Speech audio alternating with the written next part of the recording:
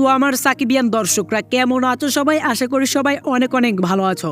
আপনারা অনেকেই জানতে চেয়েছিলেন মেগাস্টার সাকিব খান কত টাকার মালিক, তিনি সিনেমা প্রতি কত টাকা নিয়ে থাকেন, তার প্রথম সিনেমা কি, এসব নানা প্রশ্ন আমার কাছে করেছেন।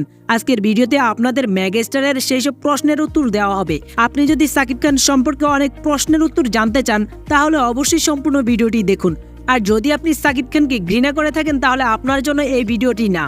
আপনি এখনই চাইলে ভিডিওটি এড়িয়ে যেতে পারেন। তবে মেগাস্টার সাকিব খানের কোন সিনেমাটি আপনার কাছে বেশি ভালো লেগেছে অবশ্যই কমেন্টস করে জানিয়ে দিবেন। এবং সাকিব খান সম্পর্কে সকল আপডেট জানতে সাবস্ক্রাইব করে রাখুন। চলুন শুরু করি। সাকিব খান এখন বাংলাদেশের সবচেয়ে বেশি পারিশ্রমিক প্রাপ্ত অভিনেতা। কিন্তু সাকিব খান যখন সিনেমা জগতে প্রবেশ করেন তিনি অনেক সিনেমাতে পারিশ্রমিক ছাড়াই অভিনয় করেছেন।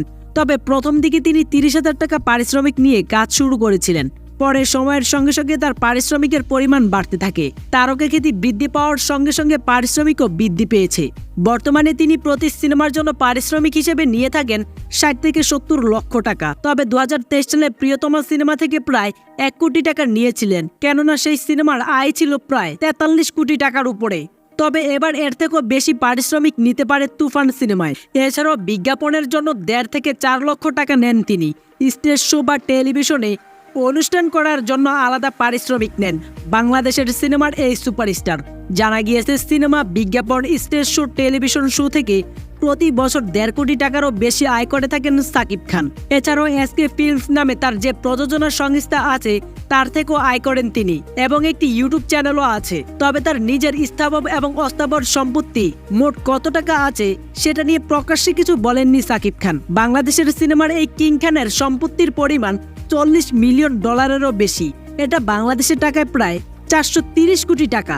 অন্যদিকে সাকিব খানের আসল নাম ছিল মাসুদ রানা। তিনি জন্মগ্রহণ করেন 28 মার্চ 1979 সালে। একজন বাংলাদেশী চলচ্চিত্র অভিনেতা, প্রযোজক, গায়ক, চলচ্চিত্র সংগঠন ও গণমাধ্যম ব্যক্তিত্ব। সোহানুর রহমান সোহান পরিচালিত অনন্ত ভালোবাসা 1999 সালের চলচ্চিত্রের মাধ্যমে তার অভিনয় জীবন শুরু করেন।